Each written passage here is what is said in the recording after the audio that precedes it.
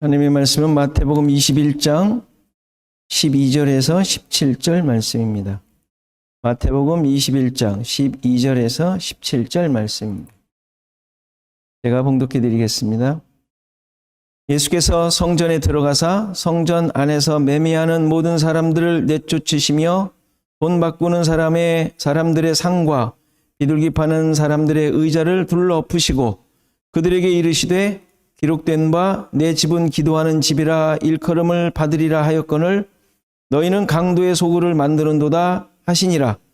맹인과 전원자들이 성전에서 예수께 나아오매 고쳐주시니 대제사장들과 서기관들이 예수께서 하시는 이상한 일과 또 성전에서 소리질러 여호와 다윗의 자손이여 하는 어린이들을 보고 노하여 예수께 말하되 그들이 하는 말을 듣느냐.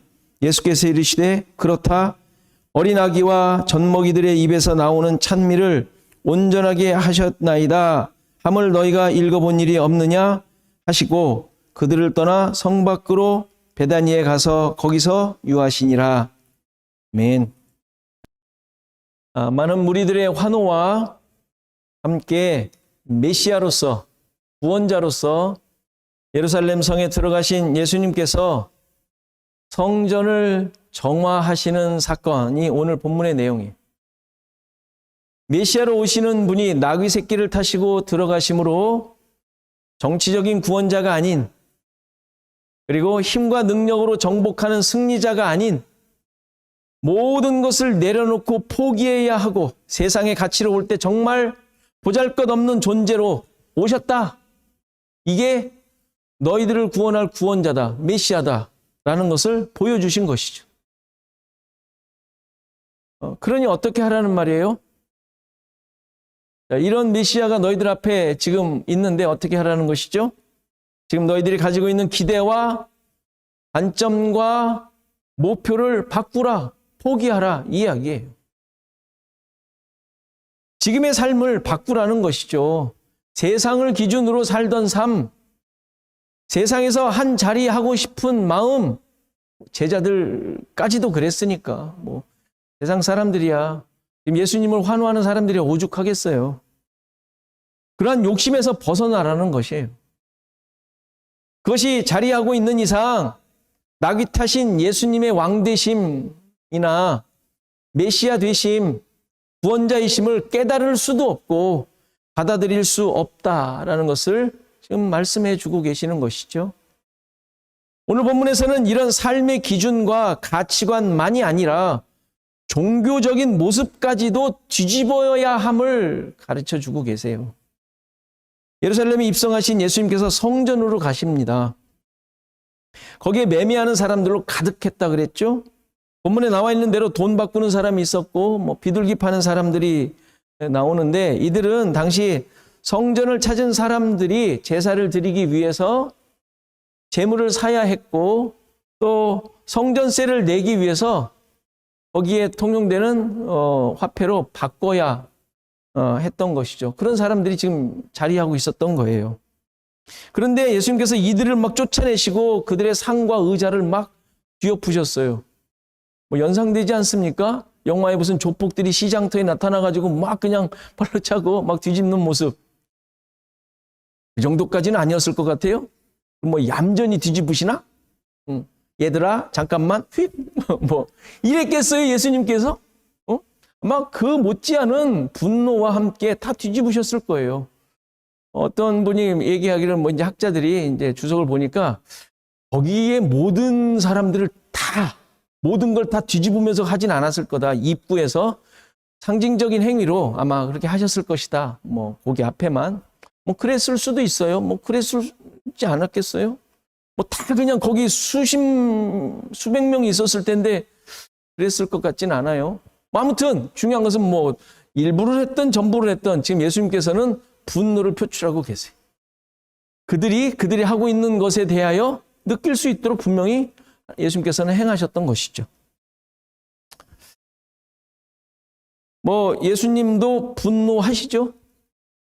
지금 이렇게 분내신 것에 대해서 아니 예수님이 정말 그러실 수가 있을까? 그것은 아니죠. 하나님이시기에 그분의 화내심은 하나님의 분노신 것. 그러면 왜 예수님께서 부은을 내셨을까요? 본문에 보면 분명한 이유를 알 수 있죠. 성전 안에 매매하는 행위를 보고 화를 내신 것으로 충분히 우리는 이해할 수 있어요. 그런데 예수님께서 그 화내신 것이 장사하는 것 때문이었을까요? 환전하는 것 때문이었을까요? 그들이 부정직하게 폭리를 취했기 때문일까요? 그러면 장사할 때 부정직하게 했다면, 정당하게 장사했다면 안 그러셨을까요? 어떻게 생각하세요? 너무 그렇게 폭리를 취하지 않고 그들의 임금 정도 자기의 그렇게 했으면은 안 뒤집으셨을까요? 둘 다 아니죠. 지금 그런 내용을 말씀하시려고 하는 것이 아니죠. 지금 예수님께서 분노하신 것은 장사 행위 때문이 아니에요. 물론 그들을 쫓아내셨으니까 그 장사 자체에 대해 책망하신 의미도 있겠지만, 그거보다도 화를 내신 더 중요한 이유는 그들이 생각하고 의지하며 행하고 있었던 그 성전의 역할 때문에 그런 거예요. 성전, 그들이 생각하고 있던 성전, 그것을 지금 예수님께서는 뒤엎으신 거예요. 이스라엘의 모든 남자들은 1년에 3번 성전을 찾도록 명령하셨더랬죠. 지금 나오는 6월절, 그 다음에 50일째 되는 77절, 77절은 오순절이라고도 하죠. 그 다음에 초막절, 이렇게 3절기 때 꼭 오라고 했습니다. 그래서 하나님께 나와 제사를 드리도록 했죠. 거기에 보면 하나님 여호와께서 택하신 곳에 나와 여호와를 내 앞에 보이도록 명령하셨는데, 여기서 말하는 하나님께서 택하신 장소는 당연히 지금은 예루살렘이에요. 그래서 예루살렘 성으로 들어가신 때가 6월절 절기였기에 수많은 사람들이 기록에 의하면 한 13만 명 같이 온, 그러니까 남자들, 이 나이에 맞는 남자들이 13만 명 정도였을 거다 추정을 하고요. 그와 함께 같이 왔던 사람까지 다 합치면 무려 20만 명 이상이 됐을 거라고 추정을 합니다. 역사학자들이. 어마어마한 숫자가 온 거예요. 20만 명이면 어마어마하지 않겠어요? 응? 그러니까 그런 사람들이 그런 절기 때마다 와서 그 일들이 늘 있었던 거예요. 늘 생각해 보세요. 시골 장터 정도가 아닌 것이죠. 그러니까 멀리서 오는 사람들은 재물을 끌고 올 수 없잖아요. 자기가 드릴 재물을 끌고 오면 그게 그 동물이 어떻게 될지 어떻게 알겠어요. 그래서 거기에서 사도록 했습니다. 그리고 그 당시에 성전세를 내기 위해서 성전에서 통용되는 화폐가 있었는데, 각 나라에서 쓰고 있었어요. 그때는 로마 화폐였겠지만 그것을 거기다가 내도록 하지 않고 성전세로 쓰는 화폐로 바꾸도록 했죠. 문제는 이렇게 하나님의 말씀을 따라 절기를 지키는 상황이었는데, 그 절기의 의미는 없어지고 인간 중심의 모습이 만들어지게 되었던 거예요. 늘 그래요. 모든 것이 늘 똑같은 일들이 반복되다 보면 사람들의 권리와 생각이 거기에 가미되게 되죠. 늘 그렇지 않습니까? 처음에는 순수하게 시작했다가 점점 가면서 이렇게 하는 게 좋겠다, 이렇게 하는 게 좋겠다. 수많은 사람들이 의견이 됐다 보면 이만큼 가서는 이제는 나 중심의, 우리 중심의 모임이 돼버리는 것과 똑같은 거예요. 성전을 찾는 절기에 6월절이니까, 아니 6월절이 아니라 모든 절기가, 하나님께서 명령하신 모든 절기는 하나님의 구원을 기억하도록 하는, 하나님의 구원과 은혜를 기억하며 찬양하며 감사하는 절기로 만드신 거예요. 우리가 잘 알듯이 6월절은 어떤 절기예요? 애굽에서 종되었던 삶에서 벗어나 하나님의 백성으로 구원받은 나라 아닙니까?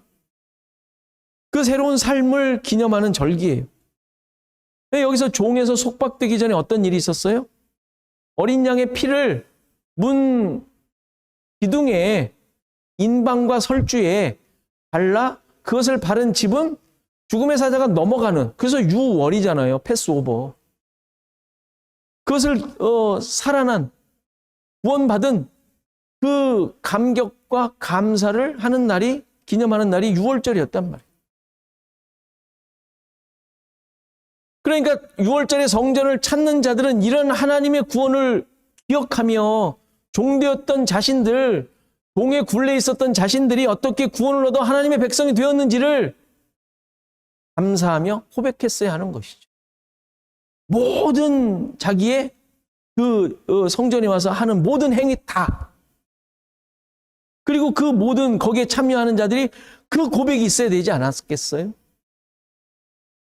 그런데 성전 내에서 일어나는 실상은 완전히 세상에서 일어나고 있는 탐욕과 돈과 권력과 이런 것들이 가득한 강도의 소굴이 되었던 거예요. 충분히 예상할 수 있지 않습니까? 지금 뭐 교계에서 일어나는 똑같은 일이에요. 무슨 믿지 않는 사람들 얘기하지 않더라도 우리 교계에서도 늘 일어나고 있는 일이에요. 하나님을 잘 믿는다는 사람들이 왜 이렇게 싸웁니까? 응? 무슨 가스총 사건부터 시작해서 뭐 별의별 사건들이 창피해 죽겠어요. 읽는 목사도 창피한데 여러분들은 오죽하겠습니까? 이 사실에 대해서 예수님께서 13절에 이렇게 말씀하시죠. 기록된 바 내 집은 기도하는 집이라 일컬음을 받으리라 하였다. 뭐 얘기를 하시죠? 이 말씀은 이사야서 56장 7절의 말씀을 인용한 건데, 여기서 내 집, 여호와의 집을 흔히 사람들이 교회로 착각하며 적용하는 경우가 있어요. 그렇죠? 내 집은 기도하는 집이라. 그래서 어느 교회 가보면 그거를 그냥 대문짝만하게 써가지고 교회에다 붙여놨더라고요. 내 집은 기도하는 집이라 해가지고 교회에다가 붙여놔요. 강대상 뒤에다가. 이 말은 예배당, 교회 건물을 의미하는 말이 아니죠. 이사야 본문을 한번 더 구체적으로 보겠어요. 그 인용된 56장 4절 말씀을 보면 주의 깊게 들어보세요. 여호와께서 이와 같이 말씀하시기를 나의 안식일을 지키며 내가 기뻐하는 일을 선택하며 나의 언약을 굳게 잡는 고자들에게는 내가 내 집에서 내 성 안에서 아들이나 딸보다 나은 기념물과 이름을 그들에게 주며 영원한 이름을 주어 끊어지지 아니하게 할 것이며 또 여호와와 연합하여 그를 섬기며 여호와의 이름을 사랑하며 그의 종이 되며 안식일을 지켜 더럽히지 아니하며 나의 언약을 굳게 지키는 이방인마다, 아까는 고자가 나왔고 지금은 이방인도 나왔어요. 이방인마다 내가 곧 그들을 나의 성산으로 인도하여 기도하는 내 집에서 그들을 기쁘게 할 것이며 그들의 번제와 희생을 나의 제단에서 기꺼이 받게 되리니 이는 내 집은 만민이 기도하는 집이라 일컬음이 될 것임이라. 이스라엘의 쫓겨난 자를 모으시는 주 여호와가 말하노니 내가 이미 모은 백성 외에 또 모아 그에게 속하게 하리라 하셨느니라. 쭉 내용이 들어오시지만 뭐 잘 이해가 잘 안 되는 부분이 있어요. 이럴 때 여러분들이 지난번에 일독하면서 했던 그 내용을 다시 가서 홈페이지 가서 읽으시면 돼요. 이사야 56장의 도대체 내용이 뭔가 이때 써먹는 거예요. 이사야 56장은 이스라엘의 회복을 말씀하시는 내용이에요. 그 모습 중에, 회복되는 내용 중에 여호와께 연합한 자들이라고 나오죠. 근데 그게 이방인들, 고자들이라 할지라도 내 집, 내 성 안에서 자녀를 얻는 명성, 명예보다도 훨씬 더 나은 명예를 얻도록 하겠다. 여호와께 연합하는 자들은. 그들이 이방인이라도, 고자라도 이 사람들은 하나님의 백성으로부터 제외된, 소외된, 어림없는 자들 아니에요. 그런데 그들이라도 여호와와 연합한 자들이라면 자녀들로 말미암아 얻는 명성보다도 훨씬 더 나은 명예를 얻도록 하겠다라는 거예요. 그리고 계속되는 이제 내용이 나오는데 그 내용은 단순히 이스라엘이 포로로 돌아와서 일어날 내용이 아니라 예수 그리스도로 말미암아 선포될 하나님 나라의 모습을 그들이 잘 알고 있는 구약의 언어, 구약의 내용을 가지고 지금 설명하고 있는 내용이에요. 지금 56장이. 따라서 7절의 내용은 이스라엘만이 아니라 모든 저주받은 자들로 여겨졌던 자들이 다 하나님의 약속을 따라 그 은혜를 입게 될 것을 말씀하시는 거예요. 7절에 뭐라 그랬어요? 내가 곧 그들을 나의 성산으로 인도하여 기도하는 내 집에서 그들을 기쁘게 할 것이다. 지금 그 고자나 이방인들 같은 어림없던 자들, 그들의 번제와 희생을 나의 제단에서 기꺼이 받게 될 것이래. 기꺼이 받겠다라는 거예요. 하나님께서. 그래서 이는 내 집은 만민이 기도하는 집이라 일컬음이 될. 그렇게 함으로써 그 말씀이 성취되도록 하겠다라고 하시는 거예요. 그러니까 이 말은 뭐예요? 이방인들이 나에게 제사하며 나로 말미암아 기뻐함을 얻는다라는 뜻이에요. 내 집이 기도하는 만민이 기도하는 집이라 일컬음을 받겠다라는 의미가 와가지고 막 기도하는 그런 내용이 아니라 소외되었던 어림도 없던 자들이 나에게 와서 내가 주는 기쁨을 얻게 되겠다라는 얘기를 하는 거예요. 그러니까 보세요. 이방인들이 번제와 희생을 드린다는 게 무슨 말이에요? 그들은 드릴 수가 없어요. 번제와 그 제사는 누가 드려요? 구별된 자, 레위 지파나 제사장들이 드려야 되잖아요. 그런데 이방인들이 드리게 된다라는 것이죠. 누구나 하나님께 나아와 제사 드릴 수 있도록 하겠다라는 거예요. 이게 무슨 얘기예요? 누구나 하나님께 나아와 하나님을 만날 수 있게 되는 사건이 뭐예요? 예수 그리스도의 십자가로 말미암아 성소에 제사장 1년에 한 번 대제사장이 한 번 들어가 하나님을 배웁는 그게 제사인데 그게 아니라 누구나 예수 그리스도로 말미암아 그 성소의 휘장이 찢어져 누구나 하나님께 나아갈 수 있도록 하신 예수 그리스도의 십자가 사건을 지금 말씀하고 계시는 거예요. 이렇게 하나님께 마음껏 나아갈 수 있게 되므로 하나님만이 참 하나님이시고 나의 주인이시고 구원자이심을 누구나 고백하게 된 것인데 이것이 바로 내 집은 만민이 기도하는 집이라 일컬음을 받게 될 것이다 라는 말씀이 성취된 것으로 지금 설명하고 있는 거예요. 교회에 나와서 예배당에 나와서 기도하는 그 집을 말하는 게 아니라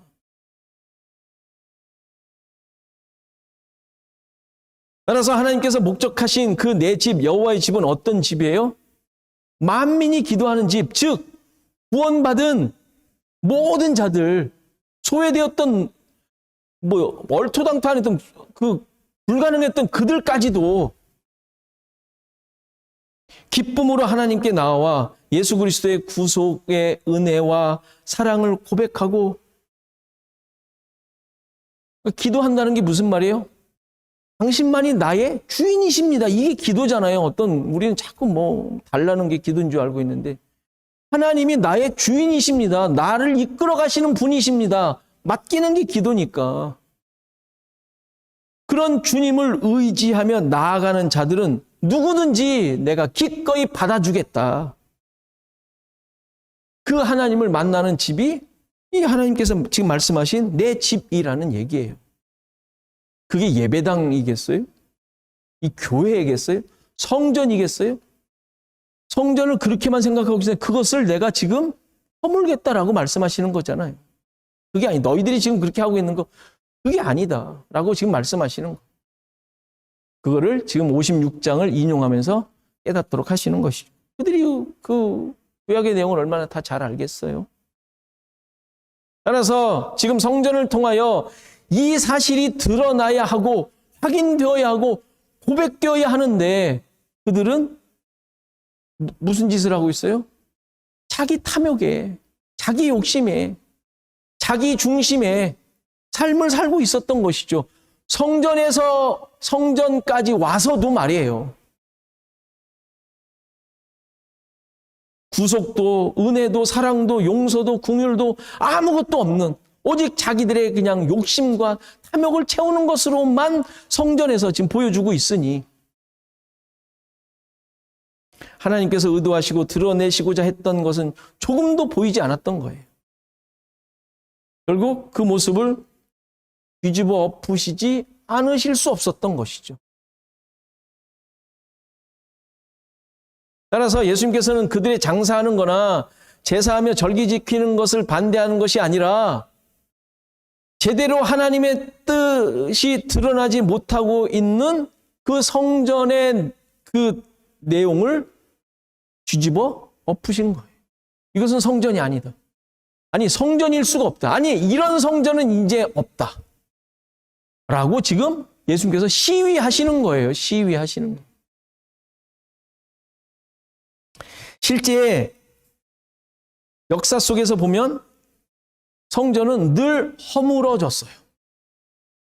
솔로몬 성전 허물어졌죠. 포로로 잡혀갔다가 돌아와서 다시 스룹바벨 성전을 지었는데 그것도 허물어졌죠. 지금 예수님 시대에 헤롯 성전이라고 헤롯이 환심을 사기 위해서 어마어마한 성전을 짓고 있는 중이에요. 아직도 짓고 있어요. 자, 그런데 역사 속에 솔로몬 성전, 그 성전이 그렇게 중요했다면 그 솔로몬 성전을 하나님께서 보존시키실 수 없었을까요? 그게 그렇게 중요하다면. 아니, 수천 년 된 세계 문화유산이 얼마나 많아요. 안 부서지고. 안 그래요? 아, 그거보다도 훨씬 더 하나님께서 보호하실 수 없었을까요? 능력이 없으세요? 그거 보호하실? 우리 하나 이렇게 고고학에서 찾아내면 얼마나 기가 막힌 발견이라고 합니까? 그거 못 지켜내셨을 것 같아요, 하나님께서? 안전하게?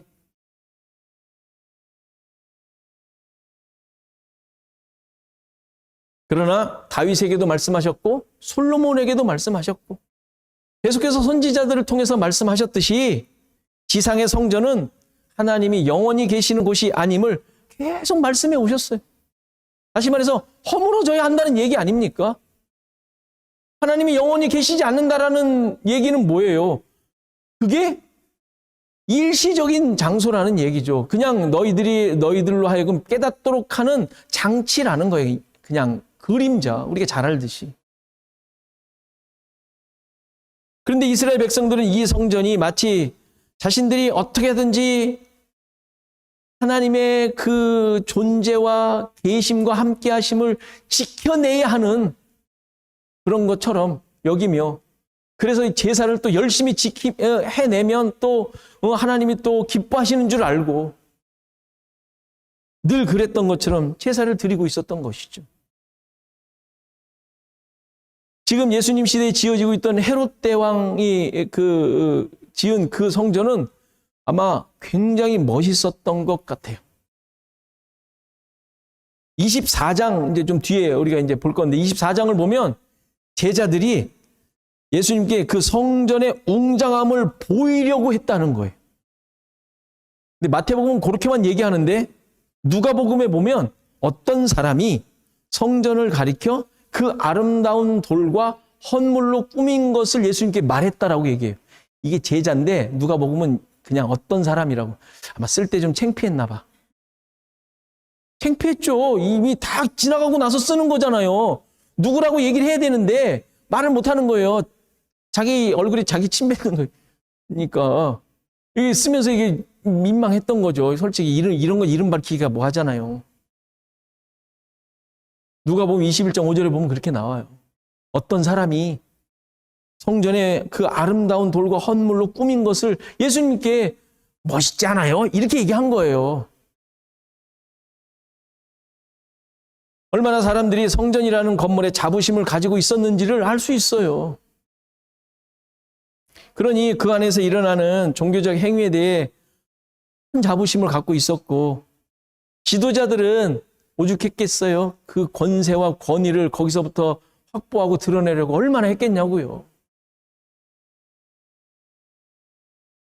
이러한 모습에 대해 우리는 어떤 돌아봄이 있어야 할까요? 뭐 교회에서 바자회 하지 말자, 뭐 상행위 하지 말자, 이런 금지를 말하는 것이 아니죠. 얼마든지 할 수 있어요. 조심해야 될 부분도 있지만 우리가 뭐 서로 간에 사고 파는 거 뭐 왜 못하겠어요? 뭐 어느 모여서 뭐 어느 집사님이 하시는 식당에 가서 식사하는 뭐 잘못됐어요. 그렇죠? 교회에서 뭐 하는데 뭐 캐터링을 하는데 어느 장로님의 식당에서 하는 거 뭐 그게 뭐 잘못됐습니까?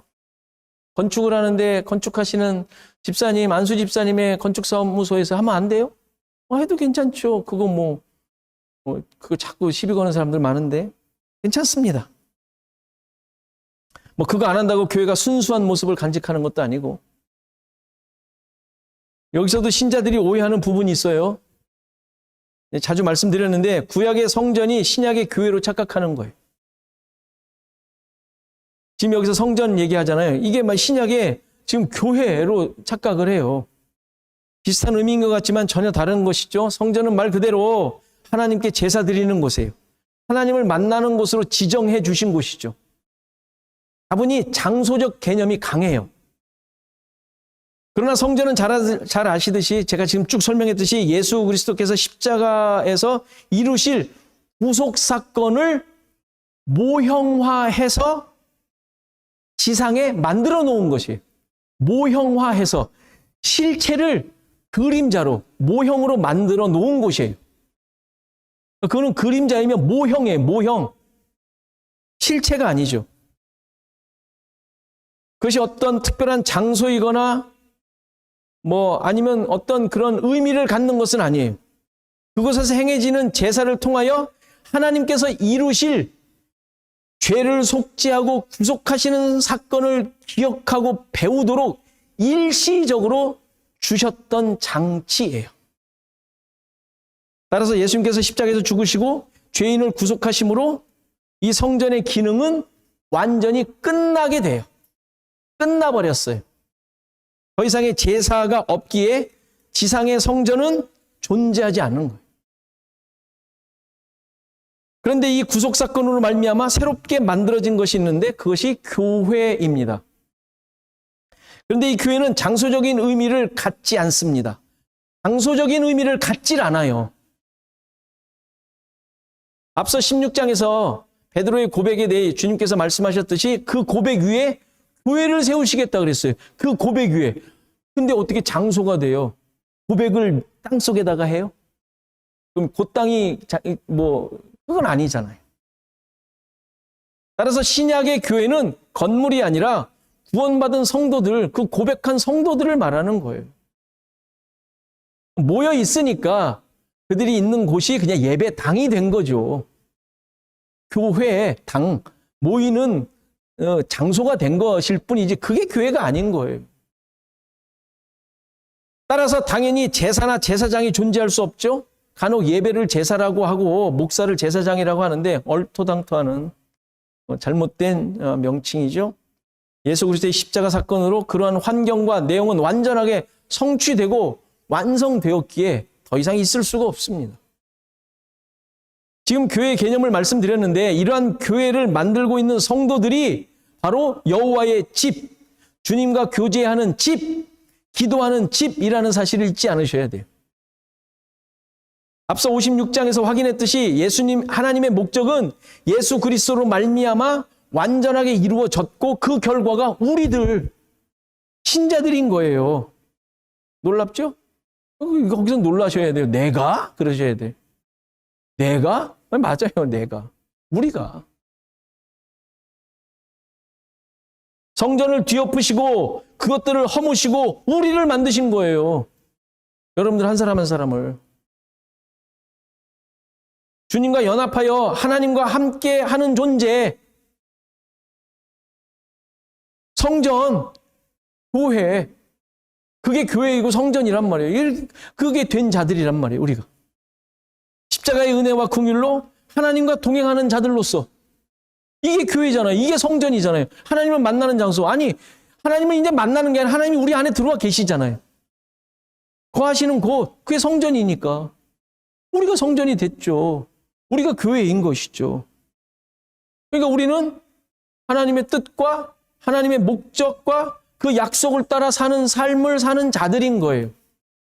때때로 내 마음대로 가는 것 같지만 여전히 하나님은 따라오시며 같이 함께 계시며 성령께서 깨닫게 하심을 따라 회개하며 돌이키고 말씀을 쫓아 살게 되는 거예요. 그게 우리의 삶 아닙니까? 이것이 기도하는 집이라 일컬음을 받는 모습인 거예요. 어느 장소 가가지고 야 이곳이 뭐 그게 아니라 이제 다시 시작하는 성경 읽기를 통해서 이 은혜와 그 자리를 확인하시기 바랍니다. 이렇게 자신의 모습을 제대로 깨닫지 못하고 성전에서 제사만 드리려고 하는 자들에게 예수님께서 강도의 소굴을 만들었다고 책망하십니다. 그런데 이 강도의 소굴로 만들었다는 말씀도 예레미야서를 인용한 말씀이에요. 예레미야서 7장을 보면 9절에 너희가 도둑질하며 살인하며 간음하며 거짓 맹세하며 바알에게 분향하며 너희가 알지 못하는 다른 신들을 따르면서 맨 딴짓만 하는 거예요, 지금. 내 이름으로 일컬음을 받는 이 집에 들어와서 내 앞에 서서 말하기를 우리가 구원을 얻었나이다 하느냐? 이는 이 모든 가증한 일을 행하려 함이로다. 내 이름으로 일컬음을 받는 이 집이 너희 눈에는 도둑의 소굴로 보이느냐? 보라, 나 곧 내가 그것을 보았노라.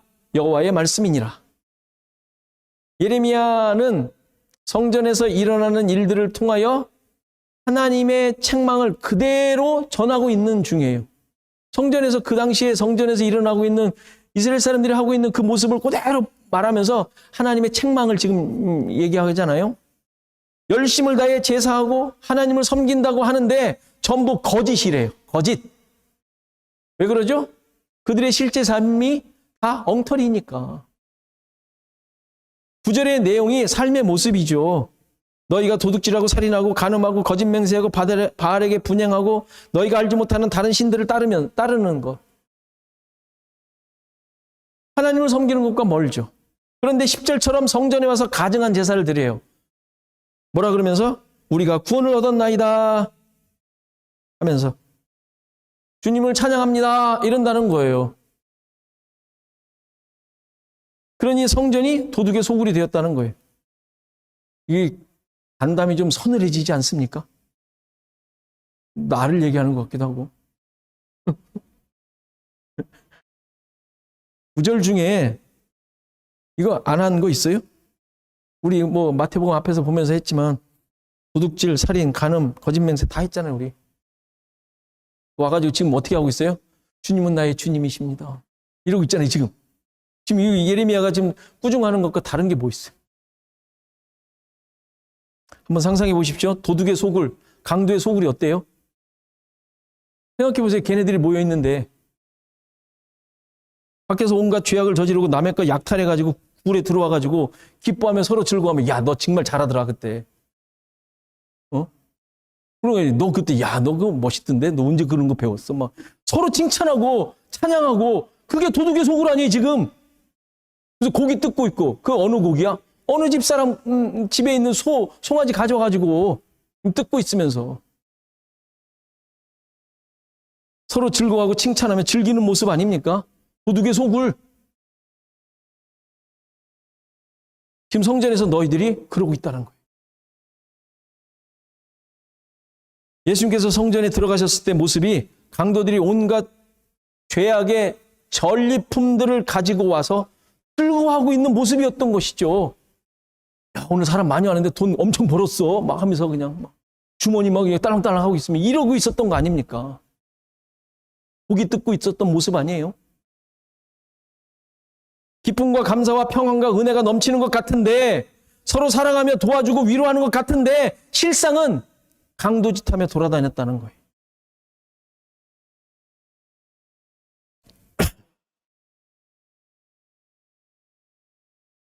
그 증거로 14절의 모습을 보여줘요. 맹인과 저는 자들이 예수님께 나왔는데 고쳐주시죠. 이들이 왜 나오죠? 그들이 어떤 자들이에요? 사회적으로 소외됐던 자들이죠. 더 중요한 건 그 성전 내에서도 아무도 거들떠보지 않던 자들. 아마 사람들이 지금 막 복잡하고 막 그래서 신경을 안 썼지? 어떻게 했겠어요? 나가라고 했을 거 아닙니까? 나가라고. 아, 너 때문에 걸리적거려. 이랬을 거 아닙니까? 그럴 대상자들 아니에요? 지금? 그들이 거기서 지금 나오는 거예요. 누구께? 예수께.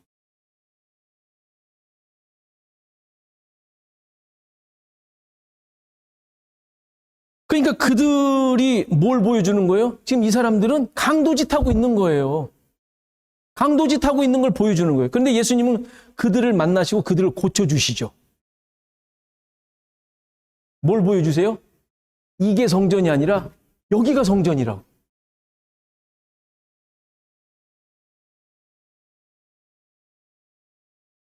강도짓은 남의 것을 빼앗는 것만이 아니라 하나님의 은혜와 긍휼이 베풀어지지 않는 것, 죄인을 무시하는 것, 사랑하지 않는 것,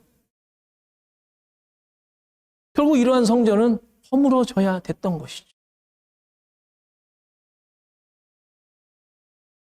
우리 모습을 다시 한번 돌아봐야 할 것입니다. 성전된 우리들입니다. 하나님의 함께하심이 드러나야 할 자들이라는 말이에요. 나를 통하여 무엇이 나타나고 있습니까? 여러분들 기쁘십니까? 왜 기쁘시죠? 여기 두둑해서? 왜 슬프십니까? 뭐 슬프면 왜 슬프시죠? 이게 주머니가 없어서? 힘이 들어 죽겠어서?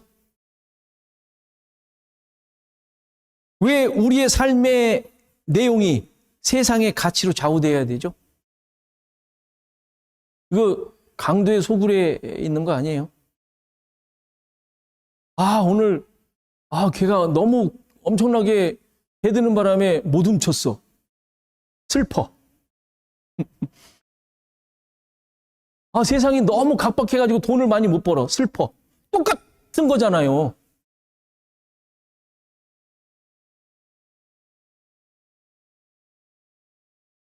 하나님의 은혜와 사랑으로 채워져 있는 자들이.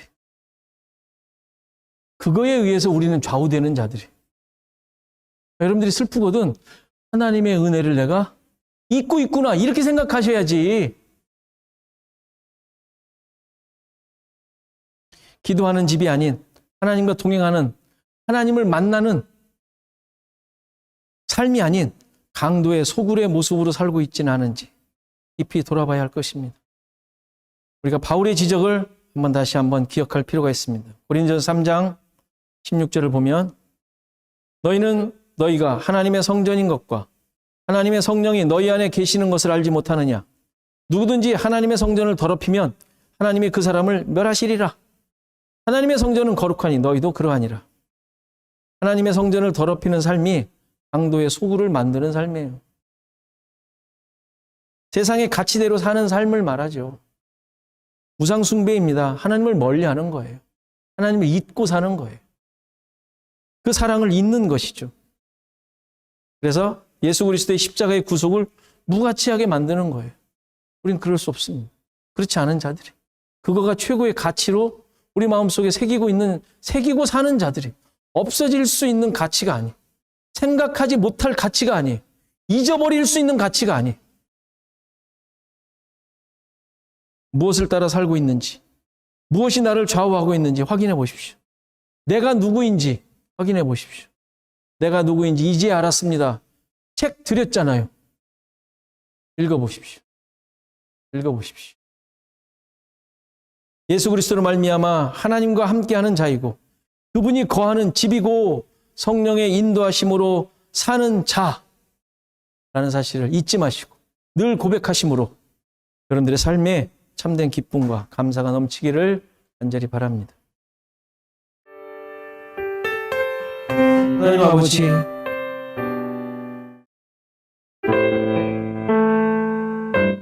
우리를 주의 백성으로, 주님의 자녀로,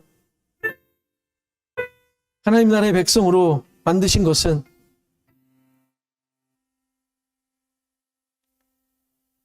독생자 예수 그리스도를 이 땅에 보내시고 십자가에 죽게 하시고 모든 죄의 굴레와 속박으로부터 자유케 하심으로 우리에게 주어진 것입니다.